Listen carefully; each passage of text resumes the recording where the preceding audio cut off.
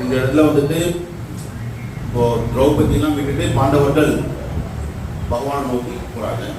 அந்த சமயத்துல பகவான் ஸ்ரீ கிருஷ்ணரை, வாசுதேவரை திரௌபதி மிக நன்கு அறிந்திருந்தார். நான்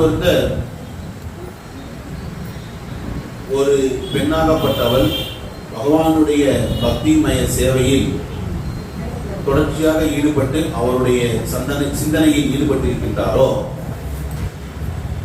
அவள் வந்துட்டு பகவான் ஸ்ரீ கிருஷ்ணரை நன்கு அறிந்தவளாக இருக்கின்றார்.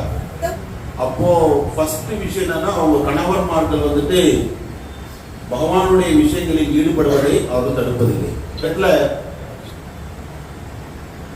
தன்னை வந்துட்டு கண்டு கொள்ளாமல் கூட அவர்கள் கணவன்மார்கள் சென்றார்கள் அப்படின்னு சொல்லப்படுகிறது. அந்த இடத்துலயும் திரௌபதி வந்துட்டு அவங்க மேல கோபப்படலை. திரௌபதி பகவான் ஸ்ரீ கிருஷ்ணரை நன்கு அறிந்திருக்கார். ஆனால் யார் ஒருத்தர் வந்துட்டு இந்த விஷயங்களை சரியாக அறிந்து கொள்வதில்லையோ அவங்க கணவன்மார்களை வந்துட்டு அவங்க யாரும் ஆன்மீக விஷயங்களில் ஈடுபடுத்த விரும்புவதில்லை. தொடர்ச்சியாக தனக்கும் தன்னுடைய குழந்தைகளுக்கும் சேவை செய்வதை மட்டுமே முதல் படியாக அவர்கள் உணர்த்துவார்கள்.